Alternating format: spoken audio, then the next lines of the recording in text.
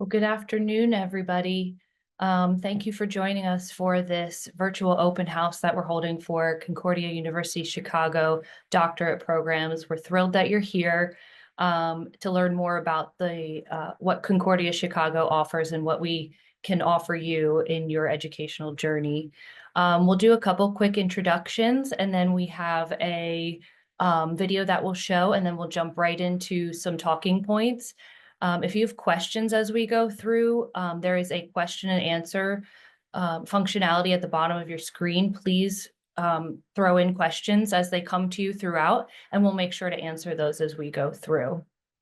So without further ado, I just wanted to give Beth an opportunity to introduce herself.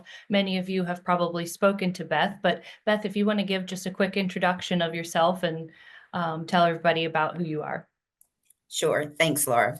My name is Beth Lewis. I've been working with Concordia University Chicago now for a little bit over 9 years with helping with some of the master's and doctorate programs.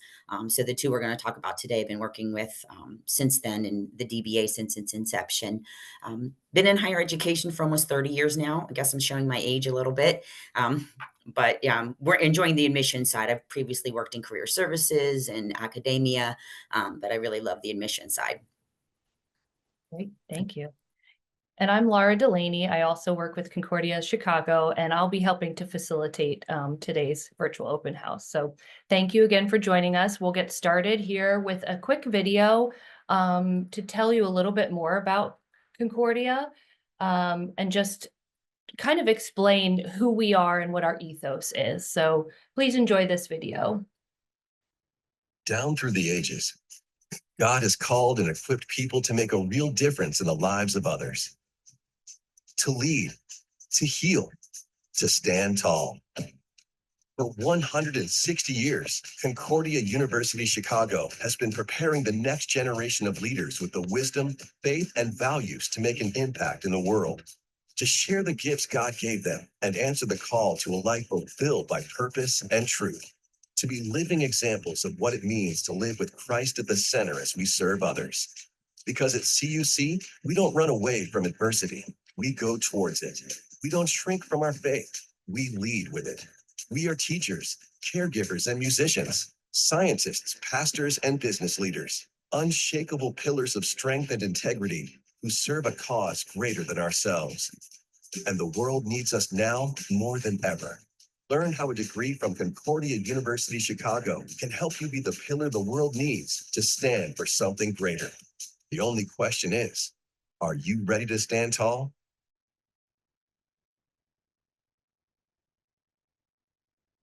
Down. Great. So at this point, I'm going to turn over the presentation to Beth. Again, if you have any questions throughout, please throw that into the Q&A functionality at the bottom of your screen, and we'll be happy to answer those when we're through the presentation portion. Thanks so much. Go ahead, Beth. Thanks, Laura.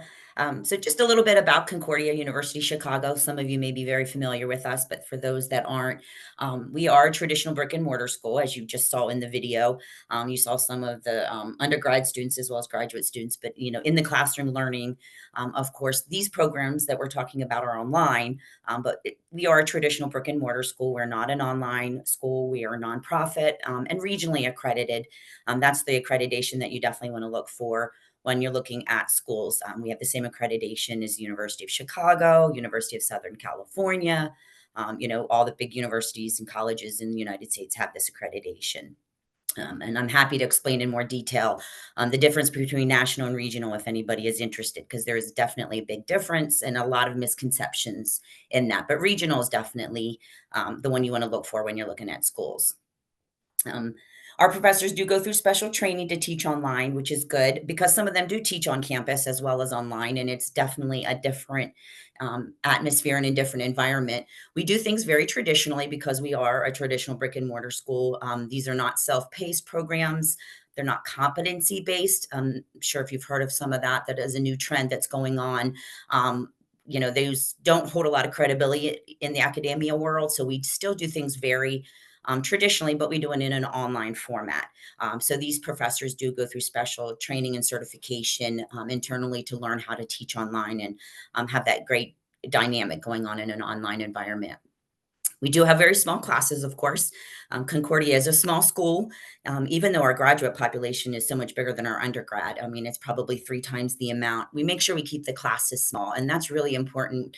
If you've ever taken an online class and been in those discussion boards, if there's too many students, it's not just overwhelming for the professor, but can be overwhelming for the students as well. So we like to keep those classes very small. The faculty ratio varies between 12 and 14 to 1. So you can see those online classes will be very small. If we need to, we'll break into 2 sections. We don't limit the number of applicants. We do welcome. If we just have too many for a cohort, then we divide them into 2 sections so that we're always keeping those classes small. The curriculum is focused on the global impact too. It's not just on whether you're studying leadership or you're studying business here in the United States. It does cross over and talk a lot about leadership and business in the global world, because even what we're doing here in the United States is affected globally, as well as we've got a lot of connections globally as well. So that's a big driving factor here in Concordia.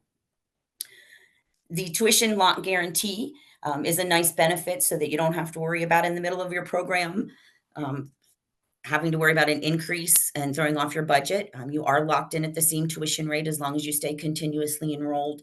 And that's whether you're on financial aid or you're on a payment plan or both. It's really important that you know you can budget accordingly and not just start the program, but successfully finish it and be in a good financial situation to do so. So that tuition lock is a very nice feature.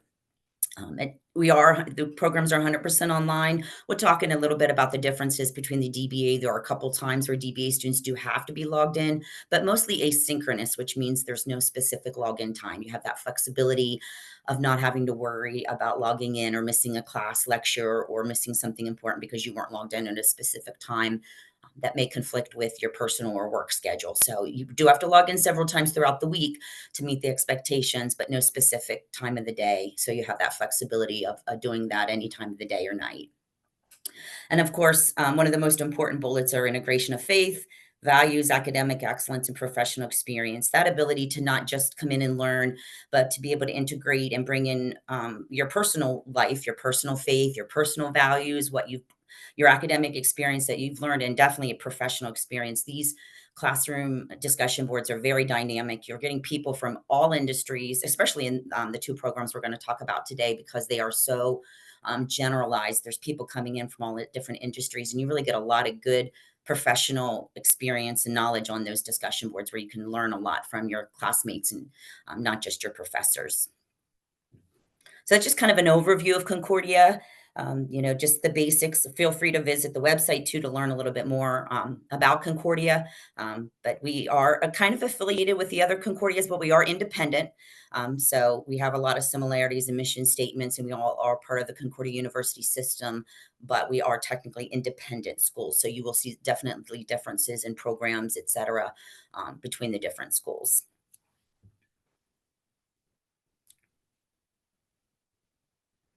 We'll just start talking with the DBA, and then we'll go on and talk about the organizational leadership program for those that are interested in that. Just be a little bit patient. But some people like to compare these 2 programs. They are very similar and very different in a lot of ways, but I often talk to people that are looking at both programs because both can end up meeting some of the same goals and aspirations you may have. The DBA program, of course, is a doctorate in business. It's what the DBA stands for, Doctorate in Business Administration. So the biggest difference between that and a non-business program are that it, has the business courses and all the things that come along with a business program. So we'll dive into some of the details here. It is 100% online, as I mentioned earlier. The asynchronous part is definitely happening while you're taking classes. The only time you have to worry about logging in are during the residencies, and there are only 3 of them, 1 each year. You do work on your dissertation while you're taking classes. That's why we have residencies with this program. So the first one is within the first couple weeks of you starting. Those students starting here in January, by the end of January, will have their first residency. So they'll get a chance to meet virtually their cohort. They'll get to meet the dean and the program director and start working on their dissertation ideas and learning about what a dissertation is and all that good stuff. So that is a long weekend full of meetings. So they'll know in advance. They know, okay, Thursday night I need to be logged in at this time, Friday at this time. So you have advance notice, but that's the only time you need to worry about being logged in at a specific time.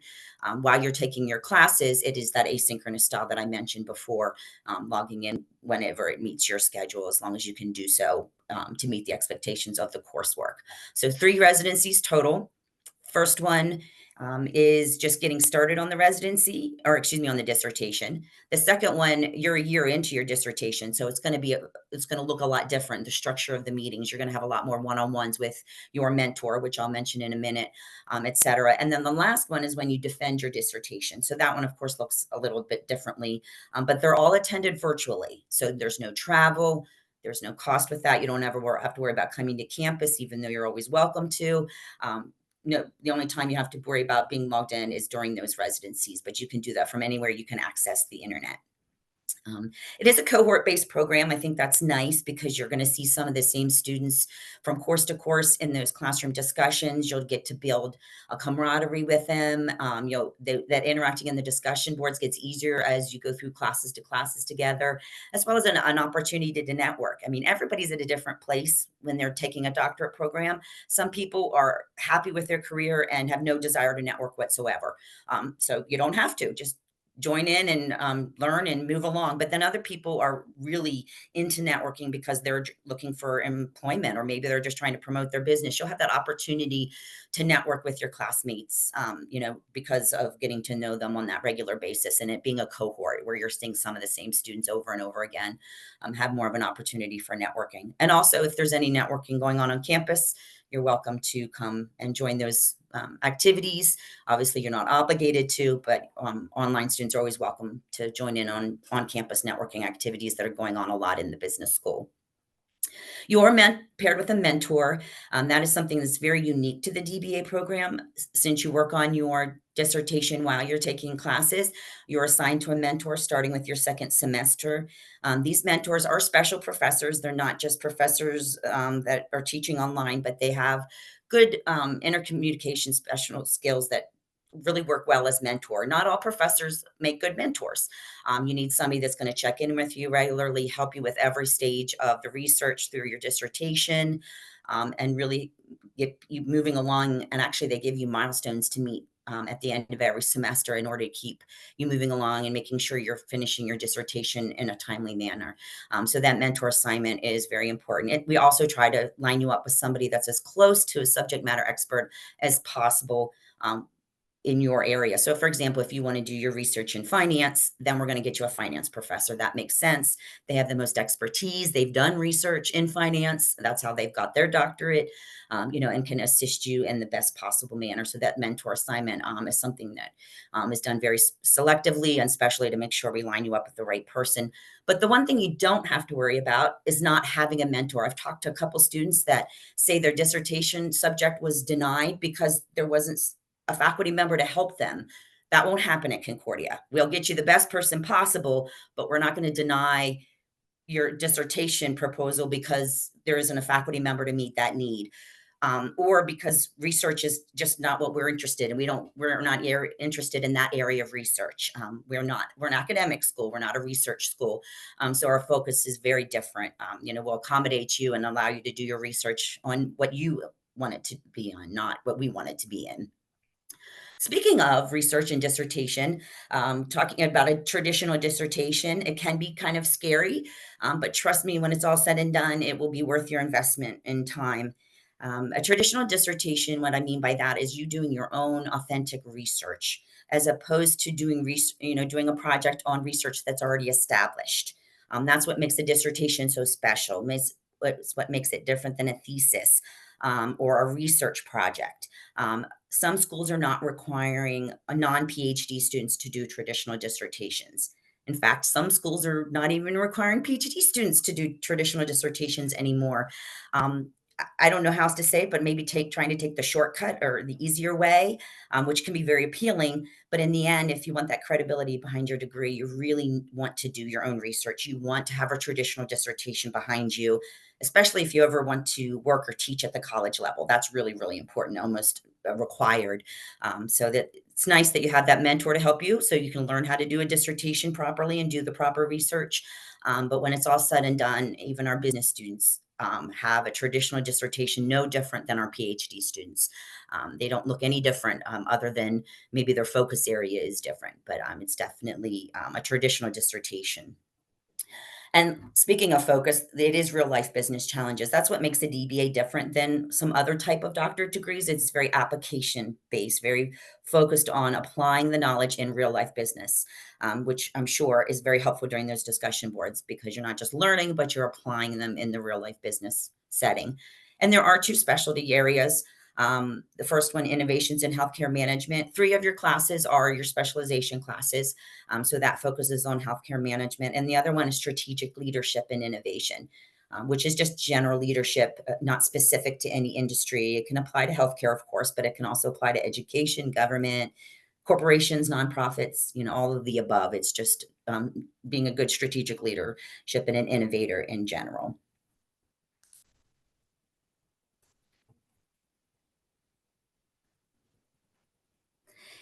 Continuing on with the program highlights of the DBA, it is designed for busy working adults. I would say all of our doctorate programs are designed for that. Almost everybody that goes through the program works full time.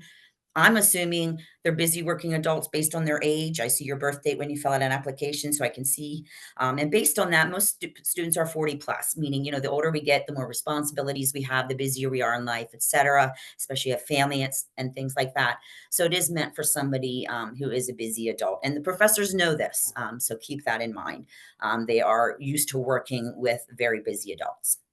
No entrance exam, which is nice. Nobody likes to take an entrance exam. Or I should say nobody, very few people. And no prerequisites. There are prerequisites required for a graduate level business program like the DBA. But what Concordia has done is built them into the first semester. So you don't have to worry about taking any prerequisite courses that delay your start. I have people applying today that can start in January. So if you had to take prereq courses, that wouldn't happen. And it would also cost thousands of dollars that don't go towards your degree. So what Concordia has done is build all of those prerequisites into the first semester. And I'm happy to explain in detail with anybody who's interested in how that works exactly. But you don't have to worry about doing any of that before you start the program. Everything is built into the first semester. And it's also there to make sure you have the business skills you need to be successful in a doctorate in business program. Maybe you haven't taken a bachelor's in business, or maybe you don't have an MBA, or you're like me, I've worked in education my whole life. If I did a business degree, I'd be really starting from scratch. So these prerequisites make sure that the students are prepared properly. So when you jump into your business courses, you are prepared and you can be successful and pass and you have the skills necessary. It's not just because we need them to meet accreditation standards. It really is, a beneficial thing that helps you make sure that you are successful as well. And speaking of accreditation requirements, the admissions requirements, of course, are official transcripts from your bachelor's and master's degrees. And they do need to be from regionally accredited schools, not nationally accredited. If you studied abroad, we have ways of getting them evaluated to make sure they are equivalent to a regionally accredited school here. 2 reference letters. If you've been a recent student, the dean does prefer one academic and one professional, but most students submit to professional because that's easier and that's of course okay.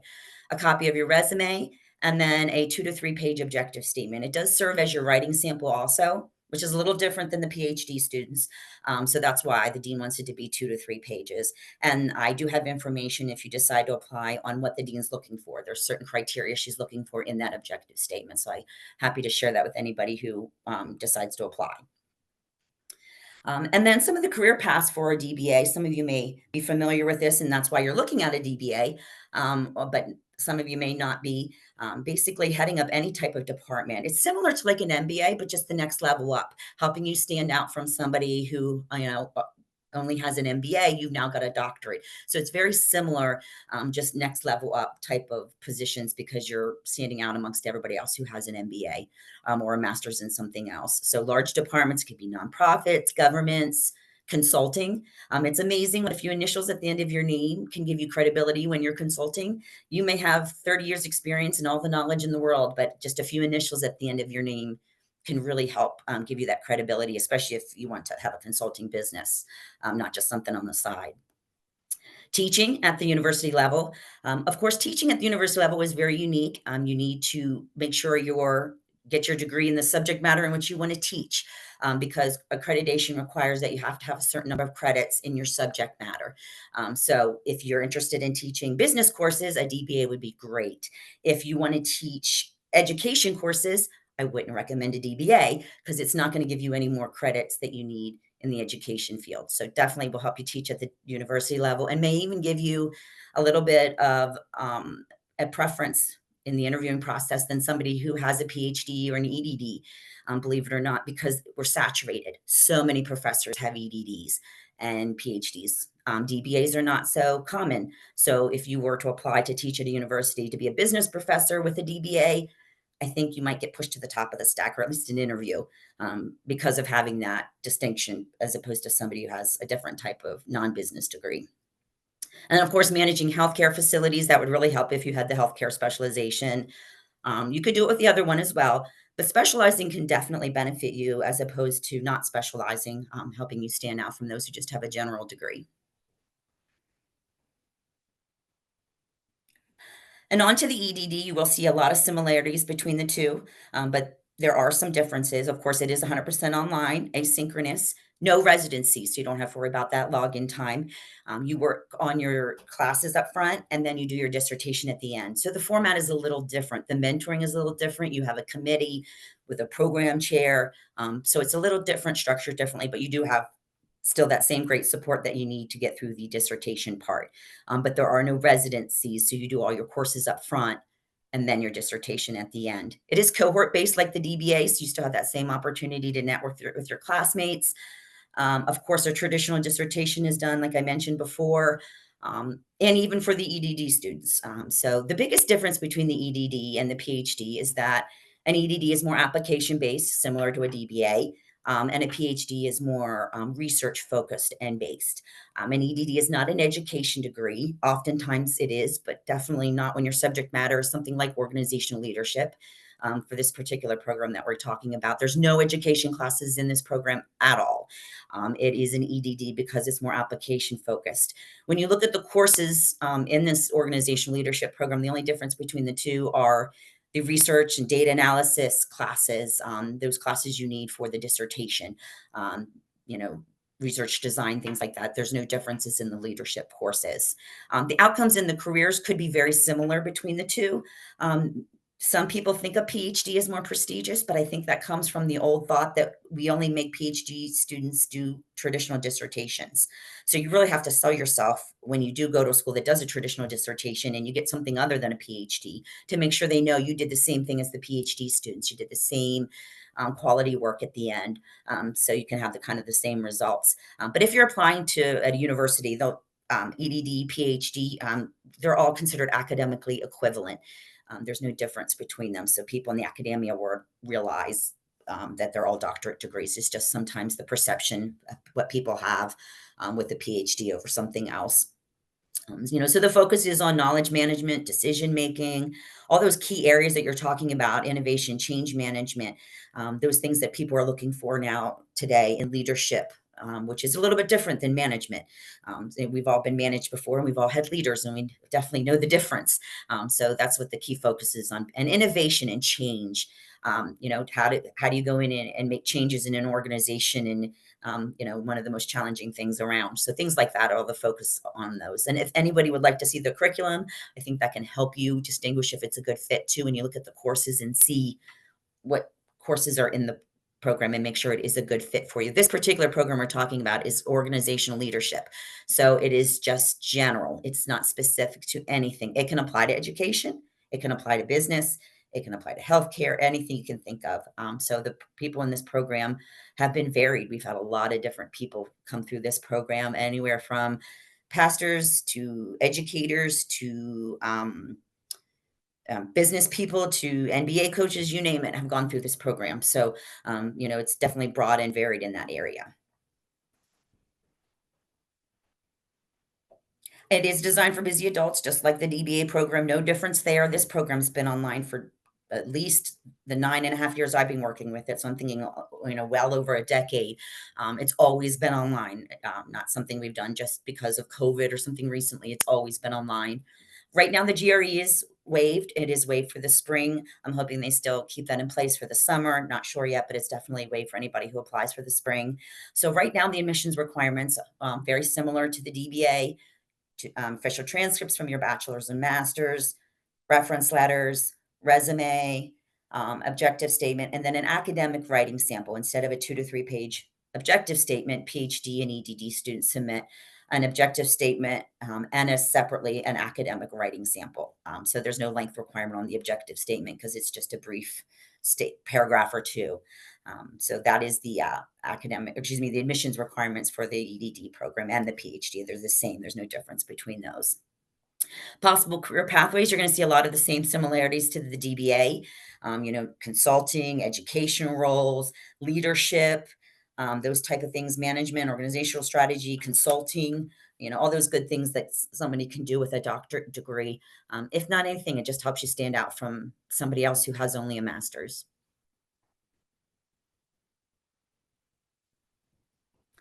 Anybody have any questions?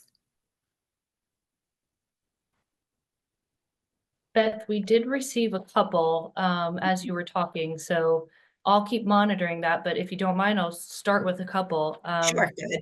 One of them is advice for being successful in a doctorate program. That's a great question. I would say self-discipline. Because you have that flexibility, it's easy to procrastinate. It's easy to go, "Oh, I'll do that tomorrow. Oh, I'll do that after dinner.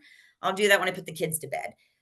So I know I found myself, I don't have a doctorate, I only have a master's, but while I did that, I think the same thing applies is setting a schedule, sticking to it, getting into a routine. The one nice thing you'll find with these classes is consistency from course to course. So if I log in these days and that works well for me. I do my readings on this day and I make sure my readings are done so I can do the participation in the discussion board by such and such day. You kind of get into a routine. It'll make your life easier and less miserable if and working in advance. The nice thing too, you log in every day and you see your syllabus, look at it, pay attention. Okay, next week on Thursday, this assignment's due. I don't want to think about that Wednesday night. I want to think about that now and pace that out so that it's not so overwhelming.